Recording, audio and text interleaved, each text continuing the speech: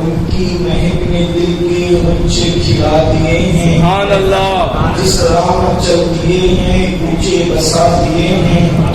ایک دل ہمارا کیا ہے آزاد اس کا کتنا، تم نے تو چلتے پھرتے مردے جلا دیے ہیں.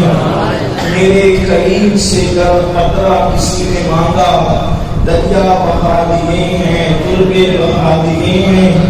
اللہ کیا جہنم اپنی نہ سرد ہوگا، اللہ کیا جہنم اپنی نہ سرد ہوگا. رو رو کے مصطفیٰ نے دریا بہا دیے ہیں. ہم سے فقیر بھی اب پھیری کو اٹھتے ہوں گے، ہم سے فقیر بھی اب پھیری کو اٹھتے ہوں گے. اب تو سخی کے در پر بستر جما دیے ہیں. دولہا سے اتنا کہہ دو پیارے سواری لوگوں، مشکل سے ہے براتی پرخار وادیے ہیں. آنے دو یا ڈبو دو اب تو تمہاری جانب، کشتی تمہیں پہ چھوڑی لنگر اٹھا دیے ہیں. اور ملک سخن کی شاہی تم کو رضا مسلم، جس سمت آ گئے وہ سکے بٹھا دیے ہیں. آج کی یہ محفل اصلاحی عقائد و اعمال کے حوالے سے اس مسجد کے اندر منعقد کی گئی ہے، اور ہمارے برادر عزیز حضرت مولانا یوسف صاحب نے مجھے بہت سارے عناوین کے حوالے سے پابند کیا ہے.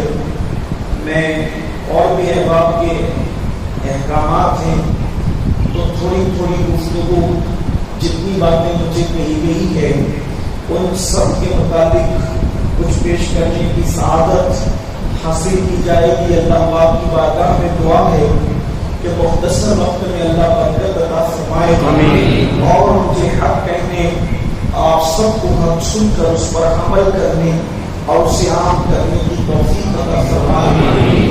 سورہ تحریم شریف سے آیہ کریمہ کے حصے کی تلاوت کی گئی ہے. اللہ پاک نے ایمان والے بندوں کو اور ایمان والی بندیوں کو، یعنی ہر مومن اور مومنہ کو اللہ پاک نے اس آیہ کریمہ میں دو ذمہ داری عطا فرمائی ہے. دو ذمہ داریاں اللہ نے سونپی ہے ایمان والوں کو.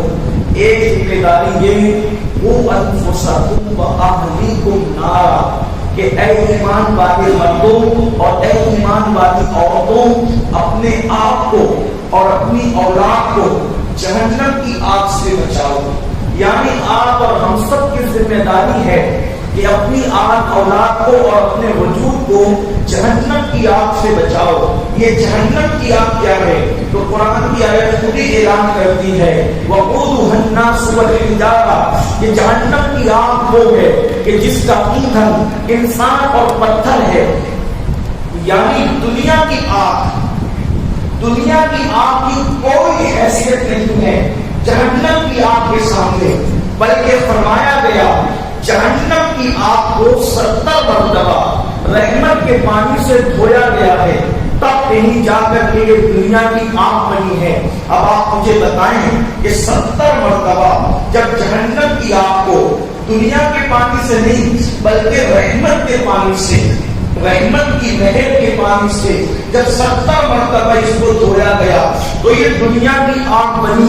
اب آپ اندازہ کریں جب دنیا کی آگ کی حرارت کا یہ عالم ہے، دنیا کی آگ کی تپش کا یہ عالم ہے، تو جہنم کی آگ کی حرارت کا عالم کیا ہوگا. اللہ اپنے بندوں سے فرما رہا ہے کہ تم بھی اس راستے نہ چلنا جس راستے پر چل کر تم اپنے آپ کو جہنم کا ایندھن بناؤ، اور اپنی اولاد کو بھی اس راستے چلنے نہ دینا جس راستے پر چل کر تمہاری اولاد جہنم کا ایندھن بنے. آپ مجھے بتائیں اللہ اکبر، لوگ آفسوں میں، لوگ گھروں میں، لوگ دکانوں پر اللہ اللہ باٹلیں لٹکا کر رکھتے آکسیجن کے. کیوں؟ کہا کہ آگ لگے گی تو بجھا دیں گے. حیرت کی بات یہ ہے جو آگ ابھی لگی نہیں ہے اس کے بجھانے کی اتنی فکر ہے، اور جو آگ لگ چکی ہے، جس آگ کو اللہ نے بھڑکایا ہے، جس آگ کی تپش کا عالم یہ ہے، اللہ کے رسول غیب نبی صلی اللہ علیہ وسلم فرماتے ہیں 3000 سال تک کے اللہ نے جہنم کی آگ کو بھڑکایا ہے. اور جہنم کی آگ کی حرارت کا عالم یہ ہے کہ جہنمیوں کو جس زنجیر سے باندھ کر عذاب دیا جائے گا، اللہ اکبر، یہ کسی مولوی صاحب کا قول نہیں، یہ کسی سیاسی لیڈر کا قول نہیں، یہ اس رسول کا فرمان ہے جس کے کہنے پر ہم نے اللہ کو ایک مانا، جس کے کہنے پر ہم نے قرآن کو اللہ کی کتاب مانا، جس کے کہنے پر ہم نے اسلام کو دین حق مانا۔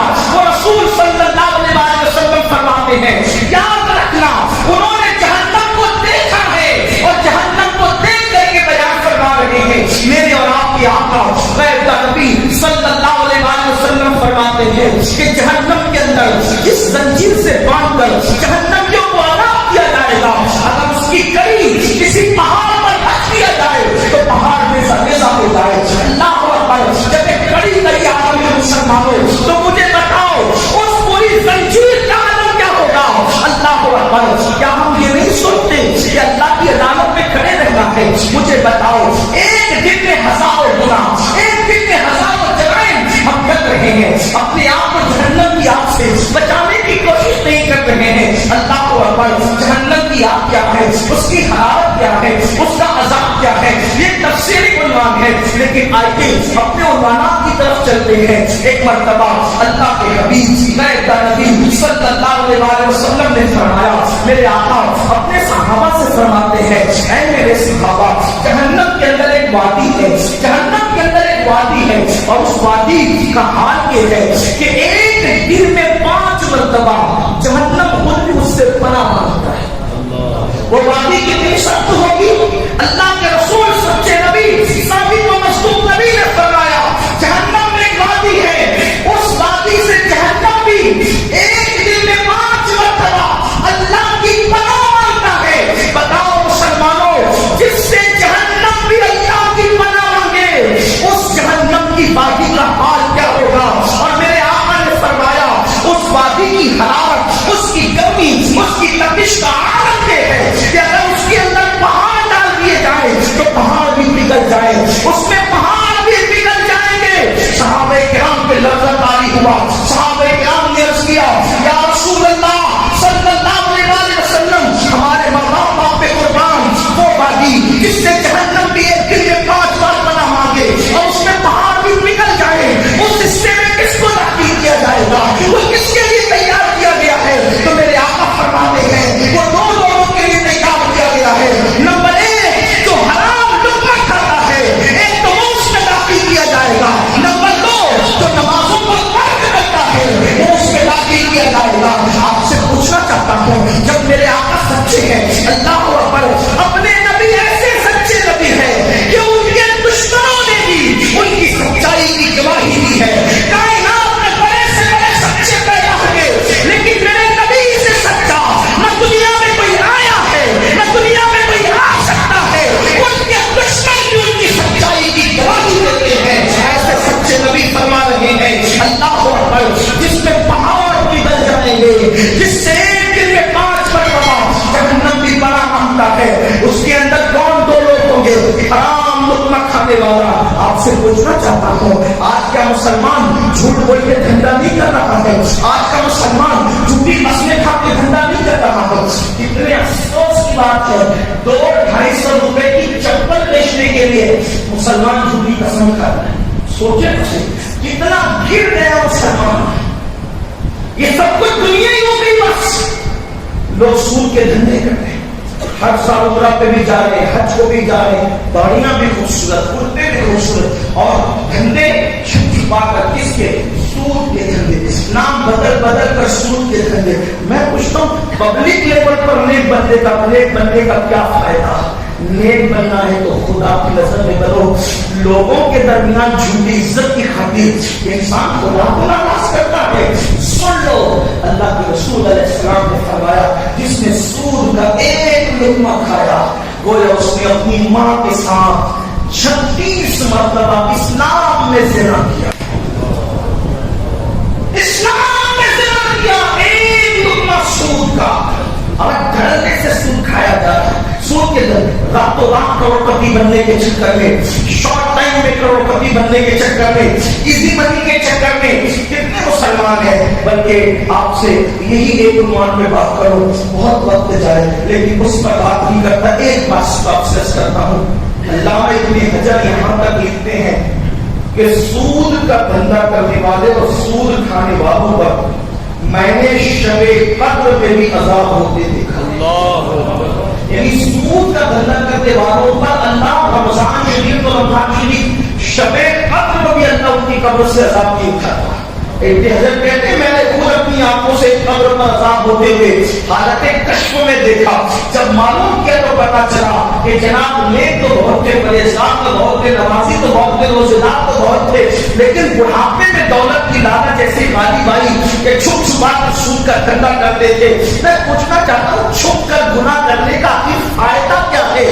جو انسان سے کچھ نہیں لینا اس سے چھپ رہے ہو, کیا اللہ سے بھی چھپ سکتے ہو؟ میرا اللہ فرماتا ہے ان اللہ کان علیکم رقیبا, اللہ تم پر بڑی نگرانی فرما رہا ہے. ایک مقام پر فرماتا ہے ہوا معکم اینما کنتم, تم جہاں کہیں ہو اللہ تمہارے ساتھ ہے. اتنا قریب ہے نحن اقرب الیہ من حبل الورید, وہ تمہاری شاید سے زیادہ قریب ہے. اب مجھے بتاؤ ہم جو کرتے ہیں رات کو کریں تو دیکھتا ہے, دن کو کریں تو دیکھتا ہے, صبح کرو تو دیکھتا ہے, شام کرو تو دیکھتا ہے. یاد رکھنا سب کی نظر سے چھپ سکتے لیکن رب کی نظر سے نہیں چھپ سکتے. کوئی دروازہ ایسا پیدا نہیں ہوا, کوئی دروازہ ایسا بنایا نہیں گیا جو خدا اور بندے کے درمیان بند ہو جائے. کوئی دروازہ نہیں ایسا ہے جو خدا اور بندے کے درمیان حجاب پیدا کر سکے.